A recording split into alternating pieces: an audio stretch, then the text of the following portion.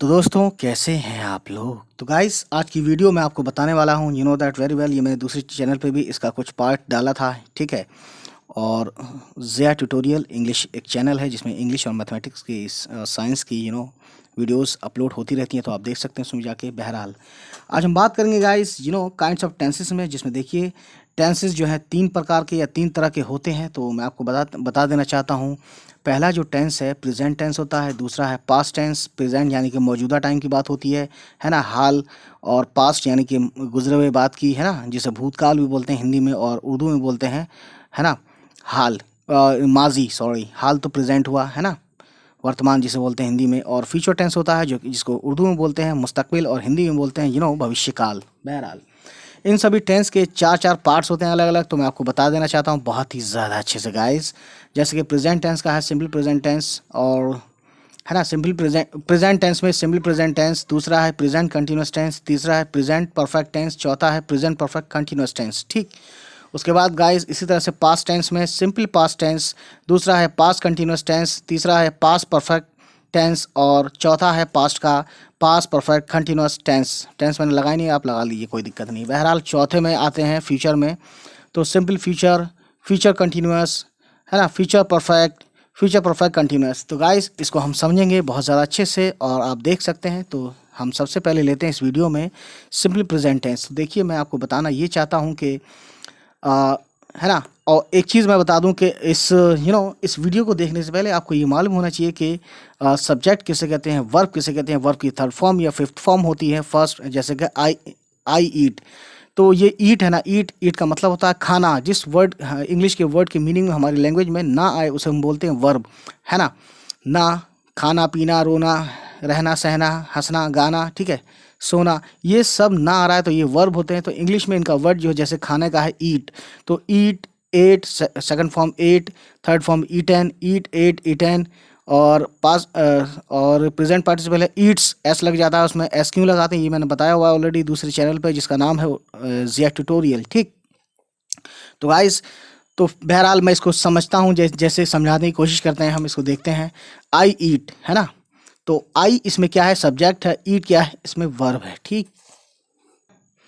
तो गाइस ईट इसमें सब्जेक्ट है, और सॉरी, आई इसमें सब्जेक्ट है और ईट इसमें जो है वर्ब है ना। वर्ब की मेन फॉर्म है ये आई जो है। हमेशा वैसे तो आई सिर्फ अपने के लिए यूज़ कर दिया जाता है, क्योंकि आई का मतलब होता है मैं जो है सिंगल होता है। लेकिन यहाँ पे कहने की बात यह है, आई जो है हमेशा कंसीडर या हमेशा माना जाता है सब्जेक्ट प्लूरल, यानी आई प्लूरल सब्जेक्ट है। तो सब्जेक्ट जब प्लूरल होता है किसी भी वर्ब, ऐसे सेंटेंस में जिसमें वर्ब का यूज़ किया गया है, तो उसका वर्ब जो होता है वो भी प्लूरल होता है। तो मैं आपको बता देना चाहता हूँ कि वर्ब जो है, वर्ब की first form, originally form, first form, ये प्लूरल होती है पहले से ही।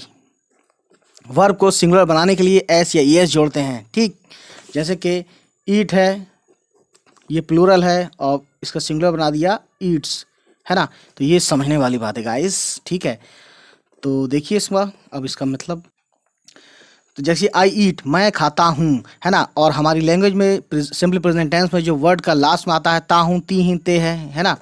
ही सिट्स, अभी देखिए ही जो है सिंगुलर है, सिंगुलर सब्जेक्ट है, तो इसमें हमने एस लगा दिया सिट में, क्योंकि सिट प्लूरल होता है, सिट्स सिंगुलर हो गया वर्ब जो है, ठीक है। तो इसका मतलब हो जाता है वो बैठता है, वो बैठता है।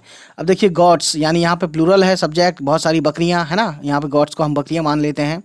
या काउज ईट ग्रास, तो काउज या गॉड्स, है ना, इस तरीके से ईट में एस नहीं लगाएंगे, है ना। तो आप समझ सकते हैं गाइस। तो यहाँ इसका मतलब हो गया गॉड्स यानी बकरियाँ, ईट खाती हैं ग्रास यानी बकरियां घास खाती हैं। तो आप समझ सकते हैं गाइस, हैं आया है। अगर हम लिखते अगर हम लिखते, मैं आपको बताता हूँ, GOAT, गॉड ईट ग्रास। अगर हम तब भी यहाँ पे ईट लगाते हैं, लेकिन यहाँ पे बकरी है, सिर्फ एक सिंपल एक बकरी है, तो हम लिखेंगे यहाँ पे एस, ईट में एस लगा देंगे। क्यों? क्योंकि ये सिंगुलर है ना, ए गॉड ईट्स ग्रास, ठीक है। तो आप ये समझ सकते हैं गाइस, हमने एस लगाकर इस वर्ब को, ईट को, हमने सिंगुलर बना दिया, ठीक। तो अभी इसका मतलब हो जाएगा बकरी घास खाती है, लेकिन यहाँ गॉड्स है तो बकरियाँ घास खाती हैं, और यहाँ पे एस नहीं लगाया, ठीक। ये है सोचने वाली, समझने वाली बात, ठीक। अब किसी का नाम गौनिद है, गौनिद स्पीक्स इंग्लिश, तो गौनिद अंग्रेजी बोलता है, ठीक है। और अगर हम ये कहना चाहते हैं कि गौनिद और राजा इंग्लिश बोलते हैं, तो हम क्या लिखेंगे, गौनिद एंड राजा स्पीक इंग्लिश। यहाँ पे हमने स्पीक के बाद एस नहीं लगाया, क्योंकि यहाँ पे गौनिद और राजा यानी दो नाम जो होते हैं वो प्लूरल सब्जेक्ट हो जाते हैं। तो प्लूरल सब्जेक्ट के साथ प्लूरल वर्ब आता है, ये वर्ब प्लूरल है और ये भी प्लूरल है। Plural, S for subject, P for plural, और ये है ना P for plural, V for verb. तो आप समझ सकते हैं गाइस, प्लूरल सब्जेक्ट के साथ प्लूरल वर्ब आता है और यहाँ सिंगुलर सब्जेक्ट के साथ सिंगुलर वर्ब आया है, ठीक। तो ये सोचने और समझने वाली बात है ना। और इसका मतलब होता है गाइस, ठीक है, कि गौनिद और राजा इंग्लिश बोलते हैं, ठीक है। यहाँ है आएगा और यहाँ पे है आया है, क्योंकि यहाँ पे एक नाम है। अब आगे देखते हैं, तो देखते हैं कि क्या मिलता है हमें। तो जो चीज़ आपको पहले समझनी चाहिए थी वो चीज़ मैं आपको अब बता रहा हूँ। तो देखिए, है ना, मतलब ये तो बाद में समझनी है। देखिए, इन सेंटेंस में, यानी कि इन सेंटेंस में जो वर्ब आए हैं, ठीक है, इन सेंटेंस में आए वर्ब कौन कौन से थे, ईट, सिट्स और स्पीक्स सिंपली प्रेजेंट में हैं, ठीक है। दूसरी चीज़, पहचान क्या है सिंपली प्रेजेंट टेंस की, तो देखिए लास्ट में आता है किसी भी सेंटेंस के।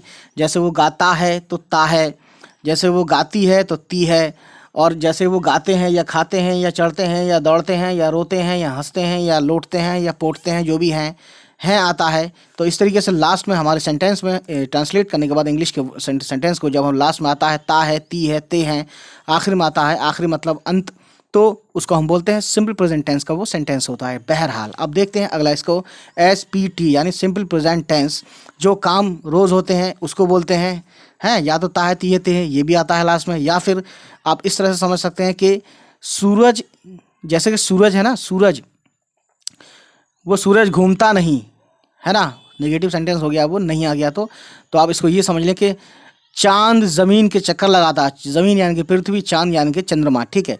तो चंद्रमा पृथ्वी के चक्कर लगाती है, तो ती है लास्ट में आ रहा है। और दूसरी चीज़ ये है गाइज, है ना, जो काम रोज़ होते हैं उसे भी हम सिंपल प्रेजेंट टेंस में बोलते हैं। या फिर वो काम, तो ये पॉइंट हो गया। तीसरा पॉइंट है वो काम जो किसी की आदत में हो, जैसे कि वो स्कूल जाता है, या जैसे कि वो सिगरेट पीता है, या जैसे वो गुटखा खाता है और मुंह पीला पीला करता है, और जैसे पान खाता है, जैसे वो पान नहीं खाता है। तो ये नेगेटिव सेंटेंस होगा, लेकिन होगा वो किसमें, सिंपल प्रेजेंट टेंस में। बहरहाल वो उर्दू लिखता है या वो इंग्लिश बोलता है, ता है ना, तो किसी की आदत होती है, तो आदत वाली सेंटेंसेस भी सिंपल प्रेजेंट टेंस में आते हैं, ठीक है।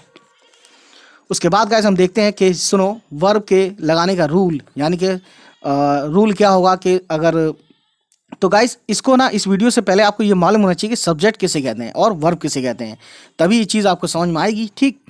तो वर्ब के लगाने का रूल क्या होता है, सब्जेक्ट अगर सिंगुलर है, ठीक है ना, तो कहने का मतलब ये है कि सब्जेक्ट अगर सिंगुलर है तो ही, शी, इट। सब्जेक्ट सिंगुलर कौन कौन से होते हैं, ही होता है, शी होता है, या इट होता है ना। इनके साथ क्या होता है, या फिर कोई एक नाम, जैसे मैंने बताया था गौनिद स्पीक्स इंग्लिश, तो कोई नाम यहाँ लिख देता हूँ गाइस,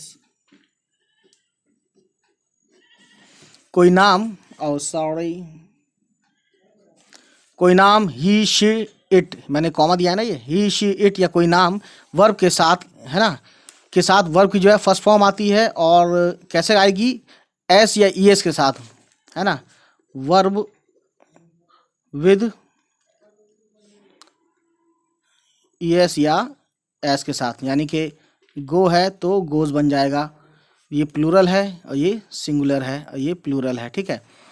और ईट है प्लूरल, तो ईट के साथ ईट्स कर देंगे सिंगुलर, है ना।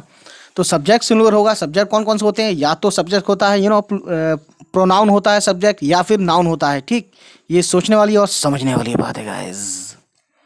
उसके बाद तो आप देख सकते हैं सिंपल एग्जाम्पल के तौर पे, जैसे हमने लिखा है ही कम्स, वो आता है, तो ही सिंगुलर है तो कम को हमने एस लगाकर कम्स कर दिया। इट गोज, ये जाता है, तो इस गो के साथ ईएस लगा दिया, है ना। तो इसीलिए मैंने कहा कि वर्ब विद एस या ईएस, यानी कि वर्ब को सिंगुलर बनाने के लिए हम एस या ईएस जोड़ते हैं, तो इसीलिए मैंने यहाँ लिख दिया, ठीक है। और एग्जाम्पल यहाँ बताई दी है, शी गोज, शी का मतलब है वो, यानी लड़की के लिए, शी गोज, वो जाती है, ठीक है। तो आप समझ सकते हैं गाइस, और यहाँ लिख दिया हमने वही वाला गणित टीचेस इंग्लिश या जिया टीचेस इंग्लिश, गणित इंग्लिश पढ़ाता है या सिखाता है, तो एस लगा दिया, एस लगा दिया यहाँ पे टीचेस, ठीक है, टीच का टीचेस सिंगुलर बन गया ये, है ना। अब दूसरी चीज़, सब्जेक्ट अगर प्लूरल हो तो क्या करेंगे, देखिए गाइस, दो नाम या इससे ज़्यादा नाम होगा तो वो सब्जेक्ट प्लूरल होगा। किसी भी सेंटेंस में दो नाम आते हैं या दो से ज़्यादा नाम आते हैं, 3 4 5 6 7, तो उसको हम प्लूरल सब्जेक्ट मानते हैं। और प्लूरल सब्जेक्ट होगा तो उसके साथ वर्ब जो होगा वो भी प्लूरल आएगा। तो देखिए आई भी प्लूरल होता है, वैसे आई मैं के लिए आई का मतलब मैं होता है, मैं हमेशा सिंगल होता है, हम होता है दो या दो से ज़्यादा, लेकिन यहाँ आई हमेशा इंग्लिश की दुनिया में आई हमेशा कंसीडर किया जाता है प्लूरल। वी प्लूरल होता है, यू प्लूरल होता है ऑलवेज, दे प्लूरल होता है ऑलवेज, ठीक है। इनके साथ वर्ब की जो फर्स्ट फॉर्म होती है वो आती है, यानी ओरिजिनल फॉर्म जो होती है ना, हम उसमें एस या एस नहीं लगाएंगे, क्योंकि वर्ब ऑलरेडी पहले से ही फर्स्ट फॉर्म से ही वो प्लूरल होता है विदाउट एस ई एस के, ठीक। और एस ई एस नाउन में लगाते हैं तो क्या हो जाता है गाइस, नाउन में लगाते हैं तो वो हो जाता है नाउन प्लूरल, और अगर वर्ब में एस या ई एस लगाते हैं तो लास्ट में क्या हो जाता है, वो सिंगुलर, ठीक। ये समझने वाली बात है। उसके बाद गाइस देखते हैं आगे कहानी क्या है। तो Aman and Sheela go to market, Aman और शीला बाजार जाते हैं, ठीक है।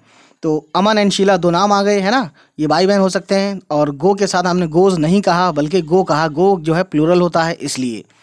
आई गो मैं जाता हूँ, तो आई के साथ गो यानी प्लूरल आया, क्योंकि आई प्लूरल माना जाता है या मानते हैं इंग्लिश की दुनिया में। वी गो, वी गोज कहेंगे तो गलत हो जाएगा, तो आप समझ सकते हैं गाइस। दे गो, दे गोज कहोगे तो गलत हो जाएगा, समझ सकते हैं गाइस, ठीक है।